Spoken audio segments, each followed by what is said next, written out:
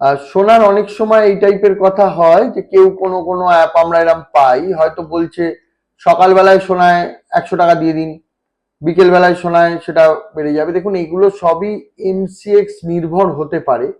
আমি জানি না এটা মানে কিরকম ভাবে এটার হয়, কিন্তু আমি এটা সবসময় বলবো সোনাটা লটারি হিসাবে জমাবেন না। সোনার লটারি যদি করে জমান তাহলে কিন্তু সেটা ঠিক ইনভেস্টমেন্ট হয় না, সেটা একটা জুয়া খেলা বা খেলার মতো হয়। যে আমি বলবো না জুয়া, কিন্তু এটা খেলার মতো হয়। লটারিটা একটা খেলা, কেননা এই খেলাটা আজকে আপনি টাকাটা দিচ্ছেন, আপনি পেতে পারেন নাও পেতে পারেন, কমে যাবে, এটা হতেও পারে। সোনা একটা ইনভেস্টমেন্ট, এটার পেছনে কিছু চার্জেস আছে। যেমন আপনি মিউচুয়াল ফান্ড যদি প্রথম 3-4 বছর আমাদের বলে রাখতে, কেন প্রথম 3-4 বছরে আমরা কিন্তু রিটার্ন খুব একটা পাই না। সোনার ক্ষেত্রে 3-4 বছর না হলেও অন্তত 1-2 বছর না রাখলে এই মুহূর্তে যে ট্রেন্ড, তাতে আপনি রিটার্ন পাওয়া মুশকিল, কারণ তার কিছু চার্জেস আছে সেটা জোরে।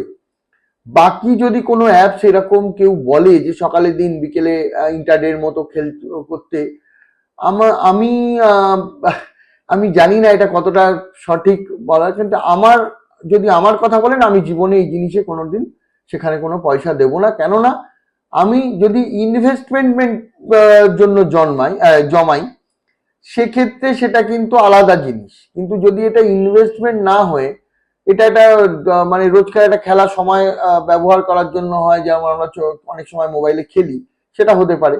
এছাড়া আমি এটার কোনো খুব একটা কোনো, আবার লটারি হতে পারে যে আপনি হয়তো 100 টাকাটা 102 টাকা রিটার্ন পাবেন, কারণ একদিনে 100 টাকায় আর রিটার্ন মানে সোনায় তো 2% ম্যাক্সিমাম বাড়তে পারে। এরকম আমরা এরকম শুনি যে অনেকেই এরকম করে ফতুর হয়ে গেছে, টাকা পায়নি, লস হয়েছে, এবং তারা সোনা সম্বন্ধে সোনাকে গালাগালি করছে। কিন্তু সোনার কিন্তু এটা নয়, এটা কোনো ব্যক্তি বিশেষ বা কোনো কেউ এটাকে ঠকাচ্ছে, সেটা আলাদা জায়গা।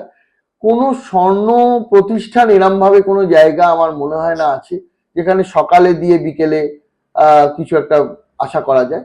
সোনার হিসাবে সেটা হওয়া উচিত না। কারণ সোনার আরো একটা কারণ হচ্ছে, সোনা যখন আপনি কিনছেন তখন 3% জিএসটি আপনাকে দিতে হয়। এটা ডিজিটাল গোল্ডে ওরা কি করছে আমি জানি না, বা ডিজিটাল যে অ্যাপে, কিন্তু সোনা বিক্রির সময় আপনার কিন্তু জিএসটি পড়ে না। তাই দিনের শেষে যদি আপনি 2%ও প্রফিট করেন, সেখানে কিন্তু 3%-এর লস থাকার কথা।